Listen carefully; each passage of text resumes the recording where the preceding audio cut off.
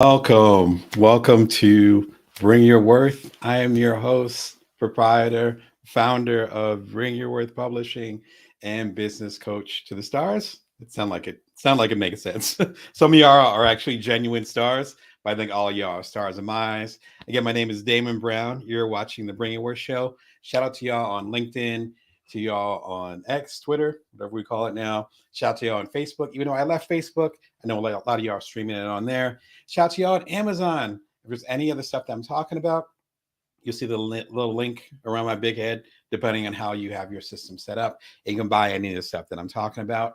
I come to you most Wednesdays and Sundays at 1:11 p.m. Pacific Standard Time, Vegas time. And you can subscribe for free, no cost to you at the link below. Everything I'm talking about, nearly everything, you'll see the links right below you. If you're on Amazon, you can come over to bringyourworth.tv and you can see all the links on there. Or just come around to damonbrown.net. As soon as I get my words out of my mouth, come over to damonbrown.net, and then I have all the links provided here. And this is episode 367. So I've been hanging out with y'all 366 times. That is unbelievable. Thank you for coming through. There's 18,000 plus of y'all now. I'm humbled and I'm thankful. Coming on the 3-year anniversary next Friday after next. No Ice Cube. If you get the double entendre, congratulations. Friday after next. It's fantastic. That's the 3-year anniversary. I got a couple of things planned and I'm excited to share it with y'all. My new book, The Complete Bring Your Worth Collection, available everywhere that books are sold.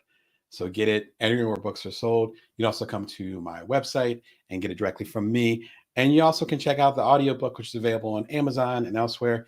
Again, you can click right below if you're interested in that kind of thing. This actually has all my bestsellers and nearly all my business books over the past 7 years. My youngest is 7.5. I started this journey with the Bite Size Entrepreneur as far as business books.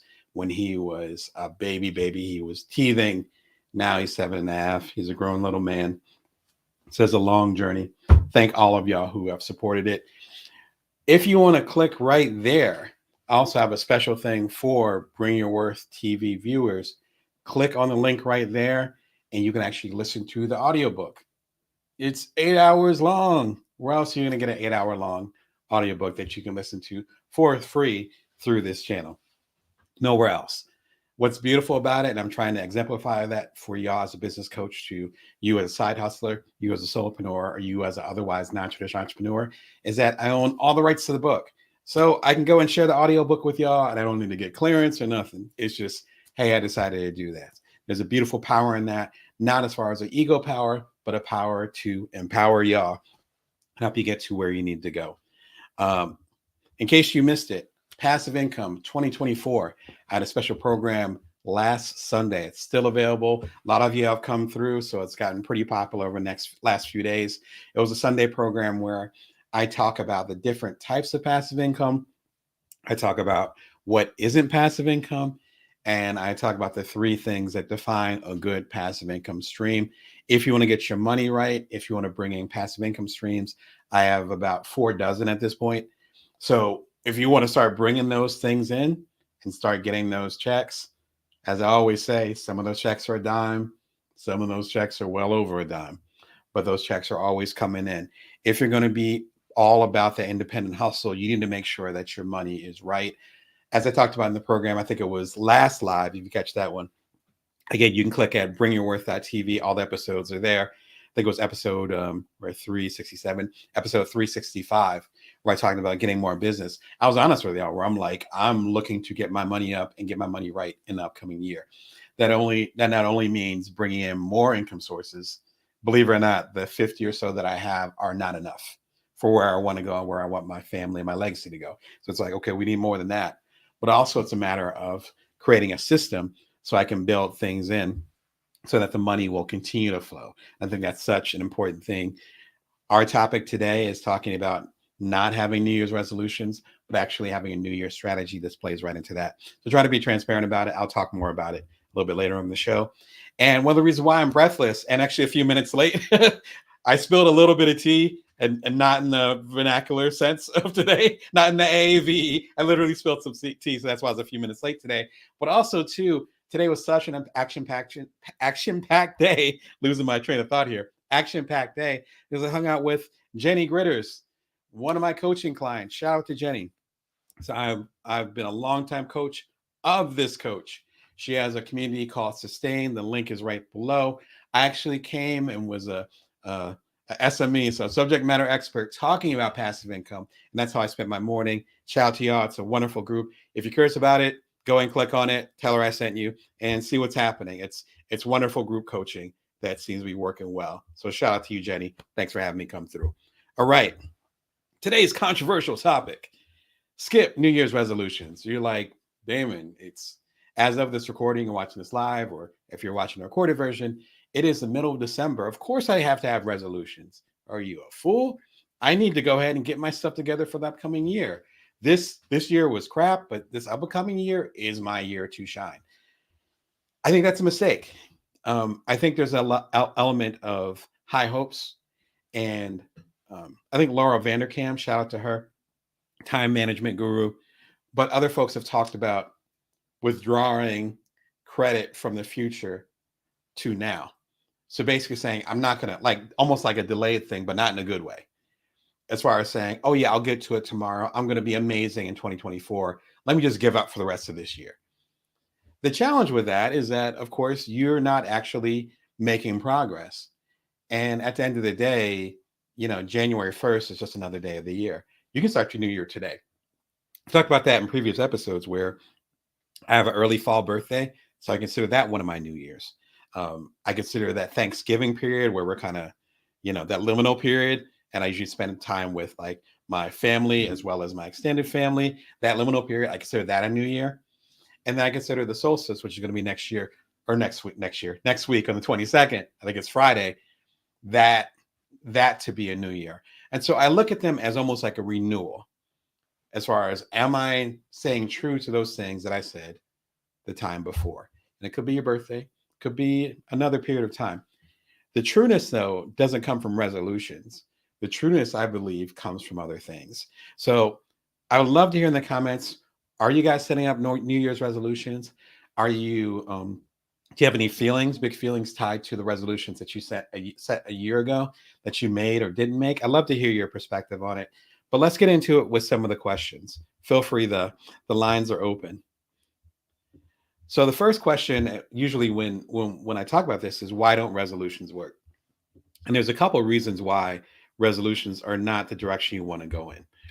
Number one, when it comes to resolutions, you often aren't, or none of us, not even you specifically, but we often aren't realistic.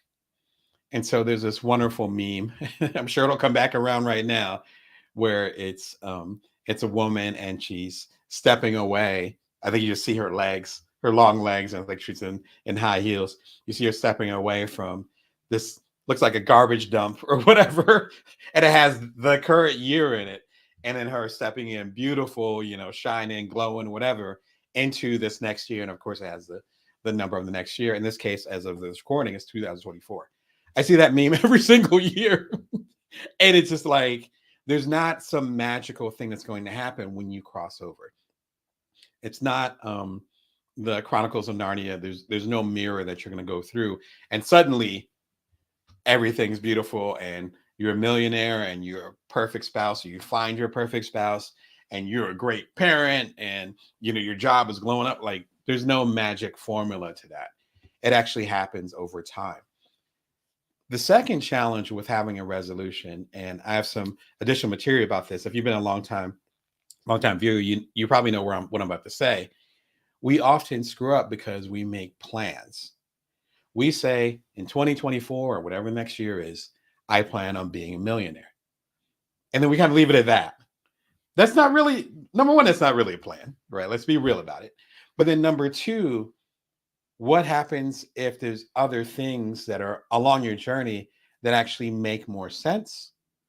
Or maybe your millionaire journey doesn't get completed until the year after that.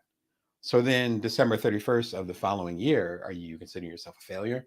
So that's kind of the challenge with it, is that if you have a plan, then you're like, often we don't actually have the concrete thing. We just say we plan on doing this, number one. And the second part of it is that if we don't hit that particular idealized view, then we feel bad. And then that's going to discourage us from doing it the next time. What makes more sense is, instead of having a plan, to have a strategy. I talked about this in my newsletter today. It's joindamon.me. Comes out every Wednesday at 5:55 a.m. Pacific Standard Time, Vegas time. So if you're already a member, it's free. But if you're already a member, you already heard me talk about this, where a plan is saying, I'm going to become a millionaire.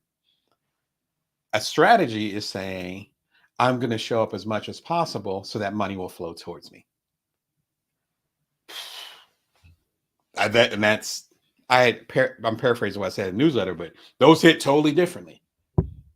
A lot of the work that I'm doing as we speak, the work I'm doing as we speak, and part of the income I'm bringing in to take care of my family and take care of myself, that's based on income sources and relationships and people and even business strategies that I had no idea I was going to be doing a year from now or a year ago. So in December of last year, I had no idea.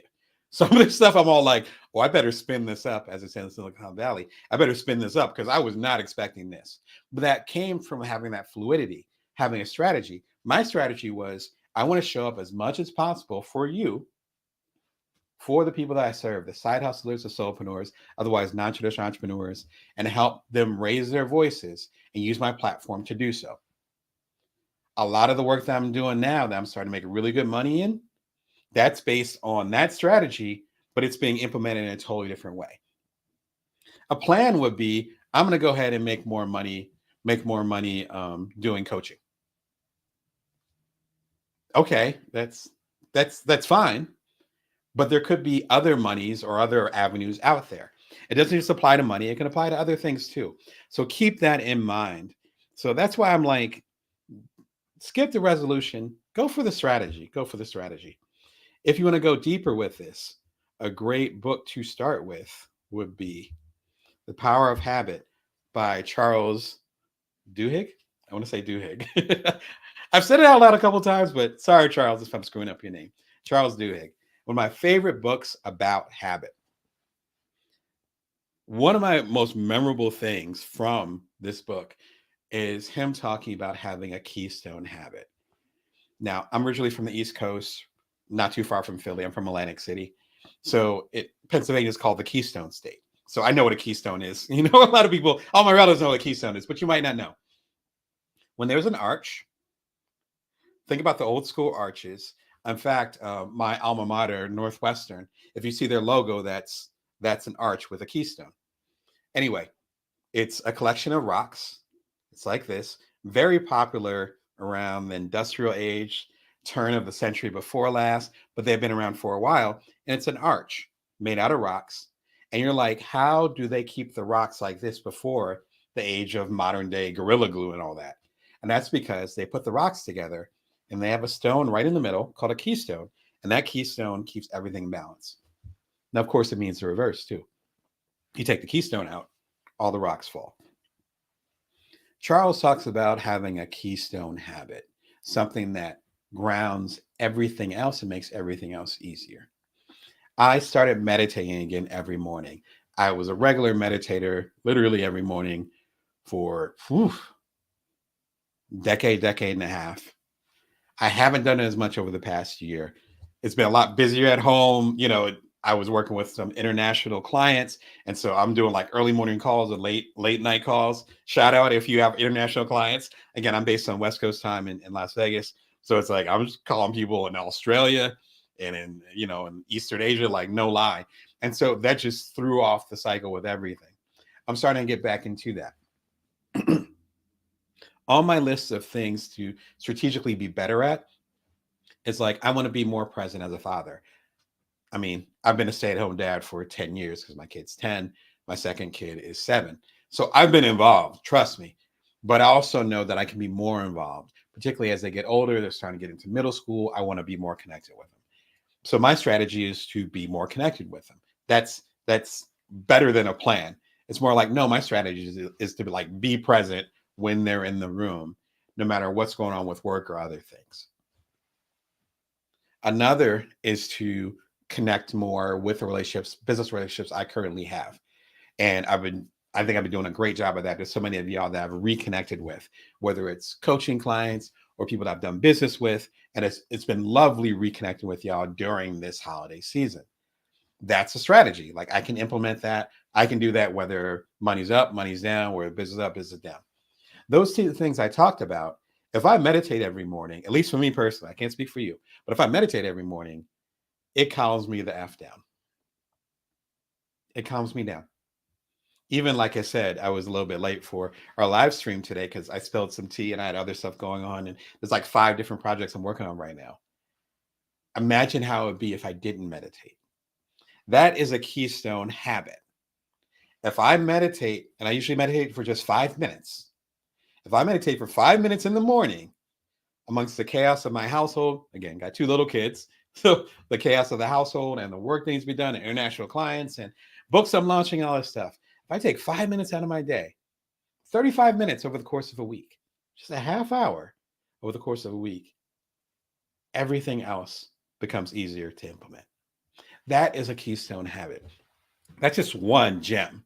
You can tell I got a lot of it because we keep talking about it. That's just one gem from this book. It's a fantastic book. I listened to the audiobook while I was walking, probably a handful of years ago. It was fantastic. I need to pull it back out again. But I was thinking about y'all with this episode. It's definitely check it out if you haven't checked it out already. Another book that I would recommend is Atomic Habits by James Clear. You probably heard about this in regards to habit setting. I know the book. I've listened to most of the book. I listened to an audiobook form, but I'm more familiar with James speaking because he's been on podcasts as well as his very, very popular blog. And I've been following that, I don't know, since the Bites as Entrepreneur came out, like 2016, 2017, like a long time. Fascinating work. Atomic Habits comes down to this one idea, which I absolutely think is brilliant. If you just concentrate on being 1% better at something every single day, you'll be twice as good by the end of the year, if not more. Let me repeat that. It's really simple. If you concentrate on being 1% better, not 10%, not doubling, blah, blah, blah, 1% better every single day throughout the year, by the end of the year, you'll be at least twice as good. That applies to finances, which, as I've talked about, is one of my focuses for this upcoming year. That applies to your relationships, where I've been married for a little while. You have your ups and downs. And sometimes it's like, okay, well, we need to work on this. We need to work on that. But those things don't happen overnight. Again, you're focused on the long game, which we will talk about. But if you're focused on the long game, then you need to be incremental. You can't have overnight success because overnight success isn't going to be lasting. Right? So do you want to have a quick flash in the pan where, you're really going for it the first couple of days of January, and then by February, Valentine's Day or whatever, you're you're back on your BS, as they say? Or do you want to keep on showing up regularly? That 1% idea just changed my own perspective on things. I tend to be an extremist, which is why one of the reasons why with me as a business coach and as I'm coaching y'all, that's why I have a lot of sympathy and empathy. When you want something overnight, I get it. I'm an ambitious mofo. I sure am. But what I learned is that if I really want that thing and I really want to make an impact on y'all and other people, then I have to come there correct and come there in a way that actually is sustainable, not just a quick fix. Excuse me. If you want to hear more about James Clear's philosophy, definitely grab the book. The link's right there. But also check out Why New Year's Resolutions Fail, Atomic Habits. It's actually one of my first episodes I did. This was almost 3 years ago and still one of my favorites. And I talk about 2 or 3 really strong points from his book. It's worth checking out if you're kind of struggling with how you're doing what. And of course, what I was alluding to earlier, why plans don't work. See a little poop emoji. See how I feel about that. Why plans, I can't even say it now. Why plans don't work. Do this instead. It is a 4-minute video. It's super short. If I explain the video, it's going to be longer than the video itself. Just check it out. Again, one of my favorites. I want to make sure I hook you guys up because I know how seriously some of y'all want to improve in the upcoming year. Let's go ahead and get into it and see what's happening. So have resolutions worked for you? Are they not working for you? Let me know what's happening in the comments. Again, I'm a true entrepreneur. Man, I cannot speak today. Entrepreneurial coach Damon Brown. You're watching the Bring Word Show every Wednesday and Sunday at 1:11 p.m. Pacific Standard Time, Vegas time. You subscribe for free. Let me know in the comments how you feeling about resolutions. Do you disagree? Agree? What do you think? What do you think? Let me know what's happening. All right. Yeah, I am on one today. All right. So then the question is, Damon, you say resolutions don't work. So what should I do? Well, you should set your intentions. Question is, how do I set my intentions? I think there's a couple layers to this. The first layer is to figure out, excuse me, the first layer is to figure out what exactly is your priority. What is your thing that is most important to you right now? Going into the new year, I'm excited to increase my revenue streams. I'm excited to connect with more of y'all on the show. I'm even excited to go on the road and do some speaking engagements, which I'm excited to kind of negotiate and talk about for the upcoming year. All those things tie into me being more present and connecting more with the resources and the people in my communities. If I want more income streams, then that's going to require me working with more people or working with people in a different way. If I want to do speaking engagements, then that's of course going to require me getting hired to do those speaking engagements or negotiating them well, and of course connecting with you on the road. All those different things kind of tie into that same intention. So me having a strategy for the year, all like it might be financially, it might be personal, all that stuff, but all those tie into one particular intention or priority. The second part of it, and I think this is a key thing, I talked about this when I connected with Jenny's group earlier today, as well as on some recent episodes, is to find out what your one main thing is. You can have a list of 10 things that you really want to do, but narrow it down to one. Narrow it down to one. It might be stressful, it might be intense. You might have to sacrifice some stuff along the way. And that's okay. That's kind of the point. And if you say no to all these different things, you'll know exactly what you should be saying yes to. Shout out to Derek. Oh man, I forgot his name. Derek. He has an unusual last name, but he had a wonderful book called it's either No or Hell Yes. Fantastic book, worth looking up. It's a no or a hell yes. Check it out. But he talks about that basic idea of what are you actually focused on. One good place to start, video wise, older episode of mine, How to Organize Your Life Right Now. It's a discussion from Stephen Covey, the original one, not Stephen Covey Jr., shout out to Jr., but his dad who passed away a handful of years ago, and talking about how you should organize your life. It's a really excellent, simple premise. I think this video is like 5 minutes, worth checking out. It was good enough for me to do a video about it because I was like, yeah, we need to talk about this. If you want to go a little bit deeper too, check out The Creativity Leap by Natalie Nixon. Fantastic keynote speaker.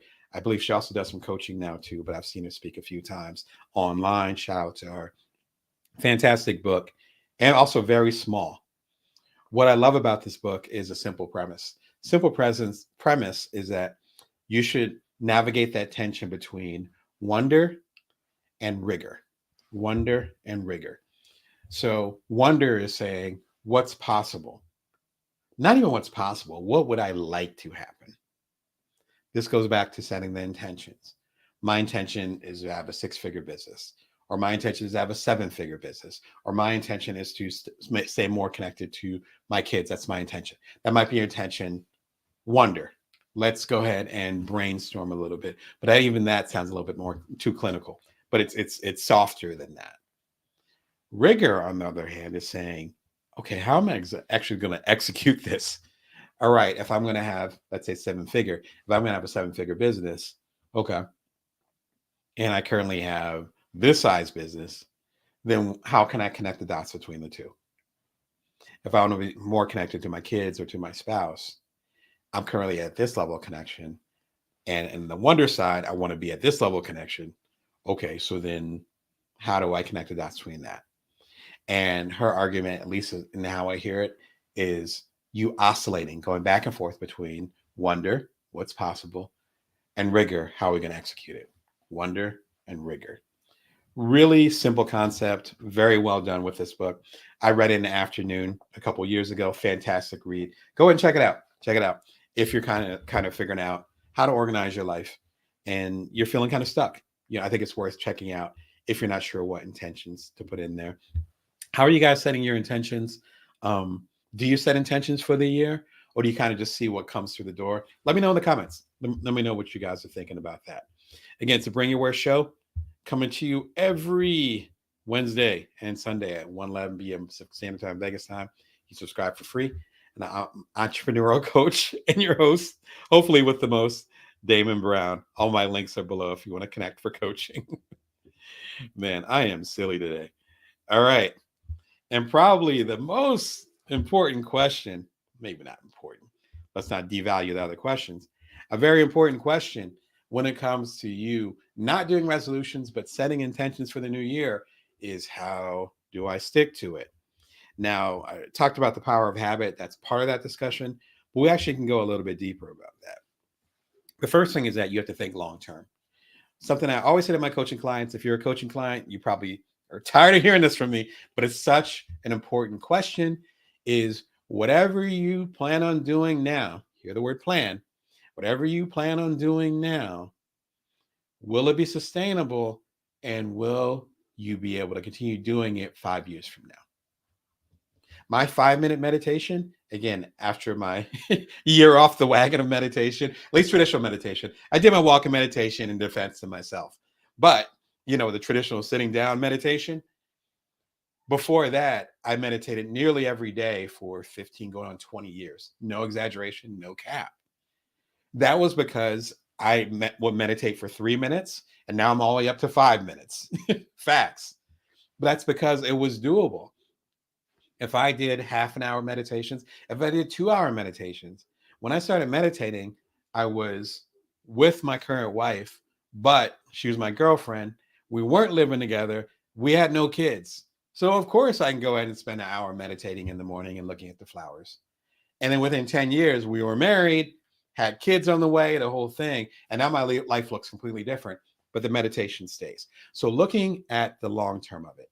The second thing, and I think this is the killer part, is to acknowledge your blind spots. Like I said, I tend to be an extremist.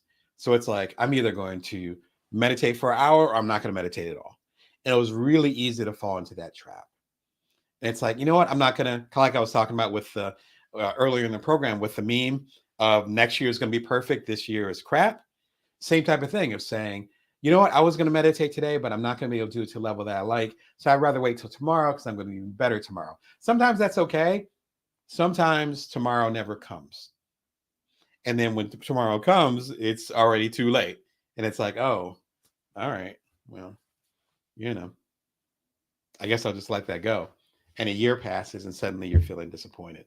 So I'd say thinking long-term, I think, is important to sticking with a particular habit or a particular structure you want for the upcoming year. And also acknowledging your blind spots. Again, I tend to be an extremist. I acknowledge that. I'm acknowledge it to thousands of y'all. It's like, yeah, that's what it is. But I have to structure my life in a certain way so that I don't fall into that extremism. Otherwise, I will never start, or my expectation will be so high that I actually won't hit even basic marks. And again, back to what at the top of the program, what James Clear talks about as far as you being 1% better every day. I can sit down and go right into meditation now, even though I've only been doing it in 5-minute increments, where a handful of years ago, it would take me 3 minutes to get into the 5-minute meditation. And then the bell rings and I'm like, I felt like I didn't do anything. That's that 1%. That's from showing up.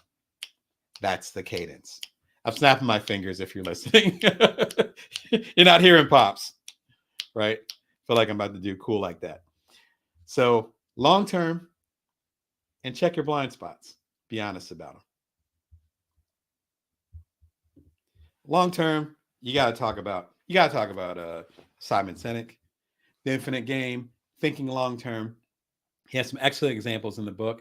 There's actually almost like a remix or inspired by a previous book, which is really popular in psychological and self-improvement circles, but not as popular in the mainstream. And it's called Finite Games and Infinite Games. I might have a reverse. Forgive me. I do not have a copy on hand, but it's a book that came out back, I want to say 70s, in the 80s, maybe. I want to say early 80s. It was a while back. Give a shout in the comments if you're familiar with the book. Simon basically remixes this book and gives really good examples, as Simon Sinek does. If you're not familiar with him, but he's an executive coach, amazing TED speaker. He's outside, and in a good way, as the kids say, he's outside. And this book was his last book. I want to say it can't happen right when the pandemic hit, so it's perfect timing for that. But helping you think more long term versus trying to have a short term win. Really simple example of this that he talks about with finite games versus infinite games is the game of football. You think of football, there's 4 quarters. There's, I want to say 9 people on each team. I'm not a big football guy, but I think it's 9 people. There's a quarterback and rear end and all this, or I think it's rear end. You know what I'm saying? But tight end, it's not rear end, tight end. It's like, sounds the same to me. But whatever. They're doing all that stuff in a certain structure. And at the end of those 4 quarters, unless it's overtime, there's a winner and a loser. And then the winners are happy, the losers go home. The winners go to the next level of the circle until they hit the Super Bowl or the NCAA championships or whatever it is. Fine, that's a finite game. Infinite games are being married.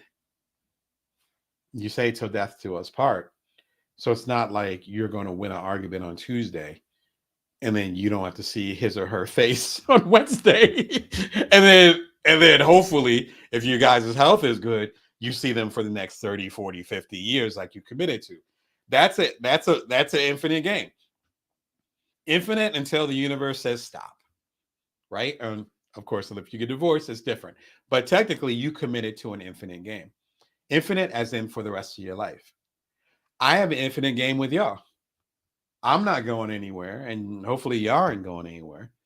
So if I go ahead and I say, hey, I wrote a book, here you go, and the book is crappy, I'm going to see y'all the next time I have a program, when I have the next live the next Wednesday, and you're going to be like, Damon, you did a crappy book. So that's not the only incentive, but it also makes you aware of saying, I'm building a relationship with people, even if the person is yourself, over time. If I'm trying to lose weight or get healthy or whatever, and I lose a bunch of pounds the first couple of days of January, bro, you got a whole 364, 63 more days to go. And then hopefully you got more life after that. If you say, I'm going to be connected with my kids or connected with my spouse this weekend, I'm going to drop off, no electronics, no work. It's just me and the family, and that's it. What are you doing on Monday? It has to be consistent growth. That's the long term. That's what he's talking about. At least that's what I got out of it. I think it's a really good, solid book to talk about this concept. One of my favorite books of all time, to this day, The Big Leap by Gay Hendricks. Fantastic book.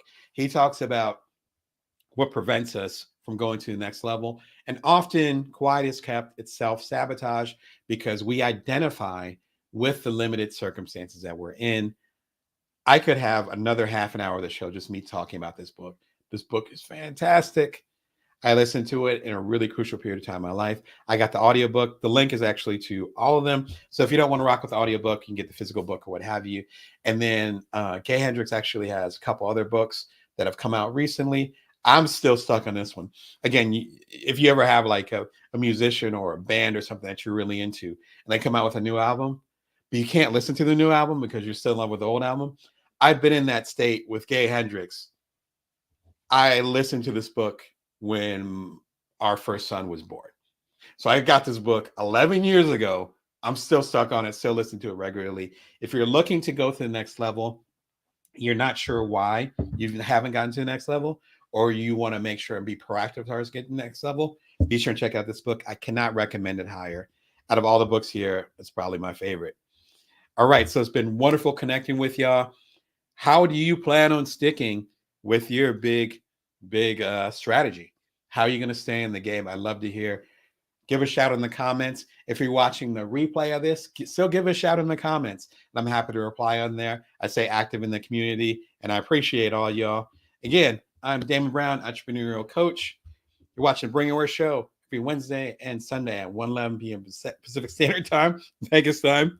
The Pacific is tripping me up. Subscribe for free. and get the complete Bring Your Worth collection. It's available everywhere books are sold, including my website at danbrown.net. You can also listen to the audiobook right now. Like right now. You can click it right now at the link right below, or just go to bringyourworth.tv if you're on another platform, and you can learn more about how you can listen to the book right now, as well as some of my other audiobooks, which are going to be rolling out. Hint, hint. Oh, man. I got some goodies ready. Oh, man. I got some goodies for you guys in the new year. I'm so excited for y'all. And I'm excited to drop it for y'all. As always, I appreciate y'all. Much love. Remember, you can always bring your worth. You can always build from now. Take care of yourselves.